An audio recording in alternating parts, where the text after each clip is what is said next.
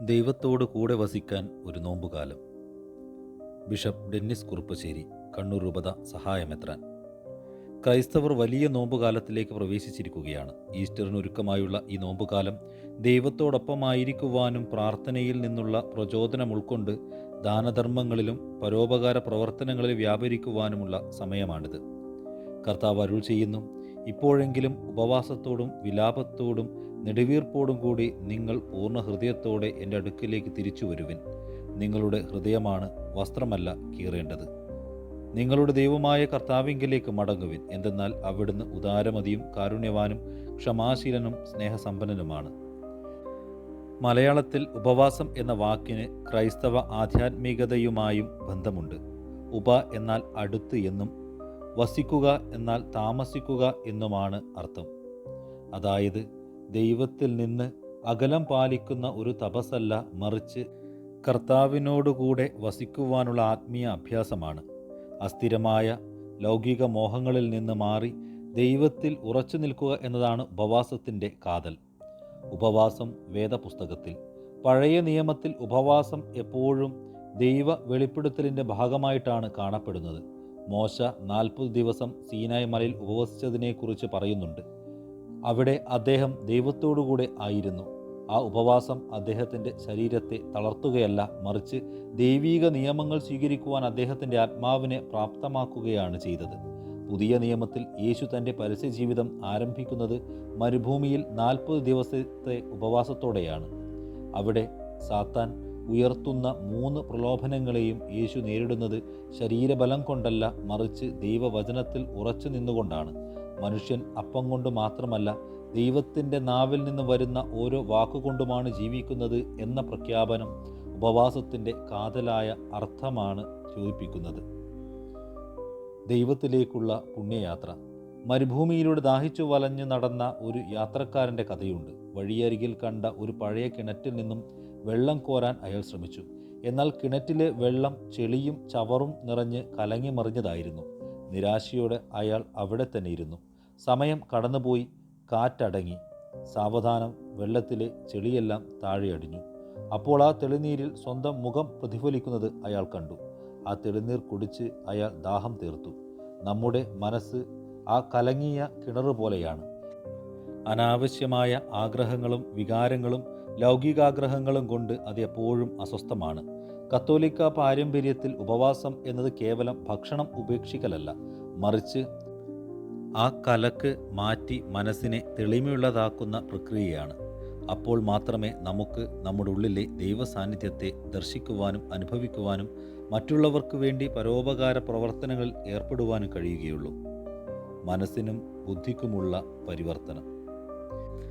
കത്തോലിക്ക ദൈവശാസ്ത്രം മനുഷ്യനെ മനസ്സ്, ബുദ്ധി, ഇച്ഛാശക്തി എന്ന് 3 തലങ്ങളുടെ സംഗമ സ്ഥാനമായി കാണുന്നു. പാപം ഈ 3 തലങ്ങളെയും സ്വാധീനിക്കുന്നു. ഉപവാസം പാപത്തെയും തഴക്കദോഷത്തെയും അകറ്റാനുള്ള ഒരു ആത്മീയ ചികിത്സയാണ്. അതുവഴി മനസ്സിൻ്റെ ശുദ്ധീകരണം നടക്കുന്നു. നമ്മുടെ മനസ്സ് പലപ്പോഴും പലതരം വികാരങ്ങളാൽ അസ്വസ്ഥമാണ്.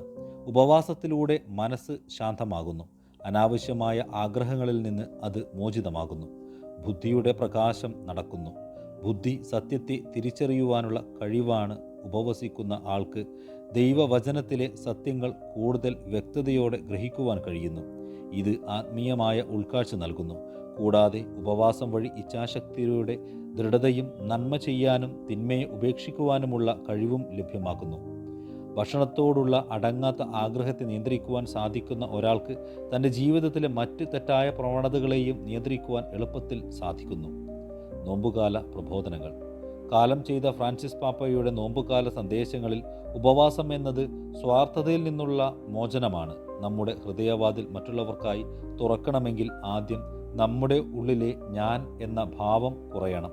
ഉപവാസം അപരനെ ശ്രവിക്കുവാനുള്ള മനസ്സ് നൽകുന്നു. ദൈവത്തിൻ്റെ ശബ്ദവും ദരിദ്രരുടെ നിലവിളിയും കേൾക്കുവാനുള്ള ഒരു ഉൾത്തുറവി ഉപവാസത്തിലൂടെ കരഗതമാകുന്നു. ലിയോ 14 പാപ്പയുടെ 2026 നോമ്പുകാല സന്ദേശത്തിൽ ശ്രവണവും ഉപവാസവും എന്ന വിഷയത്തിനാണ് പ്രാധാന്യം നൽകുന്നത്.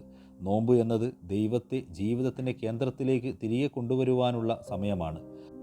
വചനം കേൾക്കുന്നതിലൂടെ മാത്രമേ യഥാർത്ഥ മാനസാന്തരം സാധ്യമാകൂ എന്ന് പരിശുദ്ധ പിതാവ് എടുത്തു പറയുന്നുണ്ട്.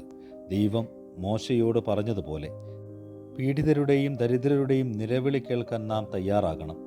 സഭയും വിശ്വാസികളും ഈ നിലവിളികളോട് പ്രതികരിക്കുവാൻ ബാധ്യസ്ഥരാണ്. ഭക്ഷണത്തേക്കാൾ ഉപരിയായി മറ്റുള്ളവരെ വേദനിപ്പിക്കുന്ന വാക്കുകൾ ഉപേക്ഷിക്കാൻ പാപ്പ ആഹ്വാനം ചെയ്യുന്നു.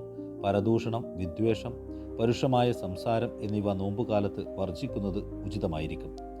സാമൂഹിക പ്രതിബദ്ധത. സമൂഹത്തിൻ്റെ കൂട്ടായ യാത്രയുടെ സമയമാണ് വലിയ നോമ്പുകാലം. ഉപവാസവും വചനശ്രവണവും വ്യക്തിപരമായി മാത്രം ചെയ്യേണ്ടതല്ല, മറിച്ച് ഇടവകകളും കുടുംബങ്ങളും ഒരുമിച്ച് ചെയ്യേണ്ടതുണ്ട്. ഉപവാസം വ്യക്തിപരമായ ഒരു ആത്മീയ അഭ്യാസം മാത്രമായി ഒതുങ്ങരുത്. യെശയ്യാ പ്രവാചകൻ പഠിപ്പിക്കുന്നത് പോലെ ദുഷ്ടതയുടെ കെട്ടുകൾ പൊട്ടിക്കുകയും നുകത്തിൻ്റെ കയറുകൾ അഴിക്കുകയും മർദ്ദിതരെ സ്വതന്ത്രരാക്കുകയും എല്ലാ നുകങ്ങളും ഒടിക്കുകയും ചെയ്യുന്നതല്ലേ ഞാൻ ആഗ്രഹിക്കുന്ന ഉപവാസം. വിശക്കുന്നവരുമായി ആഹാരം പങ്കുവയ്ക്കുകയും ഭവനരഹിതനെ വീട്ടിൽ സ്വീകരിക്കുകയും നഗ്നനെ ഉടുപ്പിക്കുകയും സ്വന്തക്കാരിൽ നിന്ന് ഒഴിഞ്ഞുമാറാതിരിക്കുകയും ചെയ്യുന്നതല്ലേ യഥാർത്ഥ ഉപവാസം. നമ്മൾ ഉപേക്ഷിക്കുന്ന ഭക്ഷണത്തിൻ്റെ പങ്ക് പാവപ്പെട്ടവൻ്റേതാണ്. അതിനാൽ ഉപവാസം എന്നത് സ്നേഹത്തിൻ്റെ ഒരു പ്രകടനമായി മാറുന്നു. അപരൻ്റെ വേദനയിലും ദുഃഖത്തിലും പങ്കുകാരാകുന്നതിനുള്ള ഒരു ദൈവവിളി. ഈ ക്ഷണം ചെന്ന് നിൽക്കേണ്ടത് പരസ്നേഹ പ്രവൃത്തികളിലും കാരുണ്യ പ്രവൃത്തികളിലുമാണ്. ജീവിത വിശുദ്ധീകരണം. ഇന്നത്തെ കാലത്ത് ഉപവാസം എന്നത് ഭക്ഷണത്തിൻ്റെ ക്രമീകരണങ്ങളിൽ മാത്രം ഒതുങ്ങേണ്ടതല്ല. നമ്മുടെ കാലഘട്ടത്തിന് യോജിച്ച ചില ഉപവാസ രീതികൾ സ്വായത്തമാക്കുന്നത് ഉചിതമായിരിക്കും. ഡിജിറ്റൽ ഉപവാസം നടത്തുക, അമിതമായ സോഷ്യൽ മീഡിയ ഉപയോഗം കുറയ്ക്കുക, നാവിൻ്റെ ഉപവാസം പരിശീലിക്കുക, പരദൂഷണം, ദേഷ്യം, അസത്യം എന്നിവയിൽ നിന്നുള്ള വിട്ടുനിൽക്കൽ ഇവയൊക്കെ അഭ്യസിക്കുകയാണെങ്കിൽ ഈ ആധുനിക കാലത്ത് ഉപവാസത്തിന് പുതിയ മാനങ്ങൾ കണ്ടെത്താനാകും. ഉപവാസം കൂടുതൽ അർത്ഥവത്താകും. അനാവശ്യമായ ചിലവുകൾ കുറച്ച് ആ പണം ജീവകാരുണ്യ പ്രവർത്തനങ്ങൾക്ക് നൽകുകയെന്നതും ഏറ്റവും അനുകരണീയമായിരിക്കും. ഉപസംഹാരം. ഉപവാസം എന്നത് ആത്മാവിൻ്റെ വസന്തകാലമാണ്. അത് നമ്മുടെ ഉള്ളിലേക്ക്, ഹൃദയത്തിലേക്ക് തിരിയുവാൻ പ്രേരിപ്പിക്കുന്നു. അവിടെ ദൈവം വസിക്കുന്നു. മനസ്സ് ശുദ്ധീകരിക്കപ്പെടുമ്പോഴും ബുദ്ധി സത്യത്തിലേക്ക് തുറക്കപ്പെടുമ്പോഴും ഇച്ഛാശക്തി ദൈവഹിതത്തോട് ഐക്യപ്പെടുമ്പോഴും നമ്മൾ യഥാർത്ഥത്തിൽ ദൈവത്തോടു കൂടി വസിക്കുവാൻ തുടങ്ങുന്നു. ഈ വലിയ നോമ്പുകാലം നമുക്ക് വെറുമൊരു ചടങ്ങാകാതെ മറിച്ച് ക്രിസ്തുവിലേക്കുള്ള ഒരു തിരിച്ചുപോകലാകട്ടെ. നമ്മുടെ ശൂന്യമായ ഹൃദയത്തിനെ ദൈവത്തിൻ്റെ സാന്നിധ്യം കൊണ്ട് നിറയ്ക്കുവാനുള്ള ഒരു ആത്മീയ അവസരമായി ഈ വലിയ നോമ്പുകാലത്തെ കാണാം. അതുവഴി ഈസ്റ്ററിൻ്റെ പ്രഭ കൂടുതൽ നാം ജീവിക്കുന്ന സമൂഹത്തിൽ പ്രശോഭിതമാകട്ടെ.